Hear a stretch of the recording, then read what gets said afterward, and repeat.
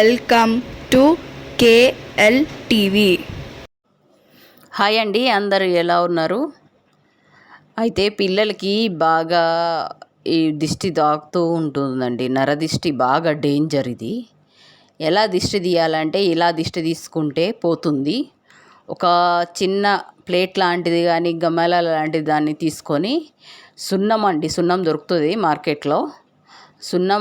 సున్నం లేని పక్షంలో సర్ఫ్ అయినా వేసి కొంచెం పసుపు తీసుకొని బాగా కలపాలి. కలిపితే ఆ సున్నము ఈ పసుపు రెండు కలిసిన తర్వాత ఎర్ర నీళ్ళు తయారవుతుంది. ఎర్ర నీళ్ళు తయారైన తర్వాత ఒక చిన్న గిన్నె తీసుకోవాలండి. గిన్నెలో నిప్పుతోటి తీయాలి. ఎంత పెద్ద పిల్లలు రాత్రుళ్ళు పనుకోకుండా ఏడ్చినా, కడుపు నొప్పి అన్నా, స్కూల్కి వెళ్ళే పిల్లలు కానీ, పెద్ద పిల్లలు కానీ, పెద్దవాళ్ళు కూడా చేసుకోవచ్చండి. కొంతమంది మ్యాచ్డ్ అయిన పిల్లలు సరిగా పీరియడ్స్ రావు, నిద్రపోరు, తిండి తినరు, రాత్రంతా చికాకు ఏడుస్తూ ఉంటారు పిల్లలు. అందు చిక్కదు, అన్నం తినబుద్ధి కాదు, నిద్ర పోబుద్ధి కాదు. ఇది పెద్దలు చేసినాయి అండి.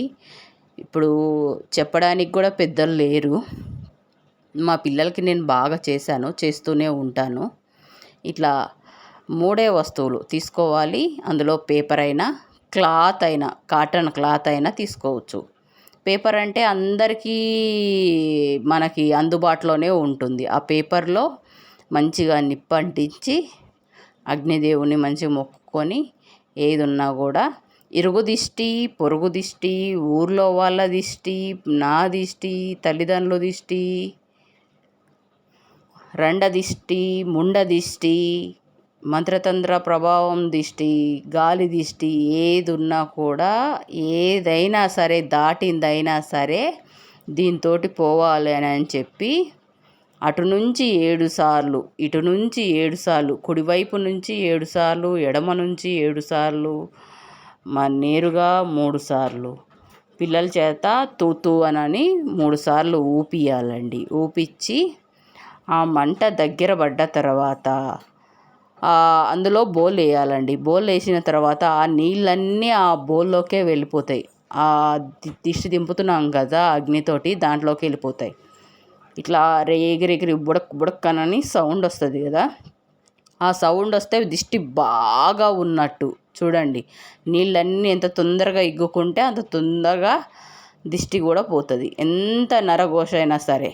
అలా దిష్టి తీసిన తర్వాత పిల్లల్ని ఎవరికైతే దిష్టి దింపేస్తారో ఆ పిల్లల్ని దాన్ని దాటి వెళ్ళి స్నానం చేసుకోమని చెప్పాలండి. చిన్న పిల్లలైతే మీరే స్నానం చేపియాలి. ఎటువంటి పరిస్థితిలో ఉన్న దిష్టి దాటిందైనా సరే, గాలి కానీ ధూళి కానీ ఏదైనా అనుమానం వస్తే ఇలా చేస్తే పోతుంది. నమ్మకం కొద్దీ మీరు కూడా మీ పిల్లలకి చెయ్యండి. తర్వాత తగ్గకపోతే హాస్పిటల్కి తీసుకెళ్ళండి. ఫస్ట్ ఇది చెయ్యండి. జ్వరాలు వచ్చినాయి, సర్దులైనవి, అవచ్చినాయి ఇవచ్చినాయి అని హాస్పిటల్ పంపి తిప్పకండి, యాంటీబయాటిక్లు వేయకండి. జై Gurudatta. If you like this video, please like, share, subscribe. Thank you very much for watch this video.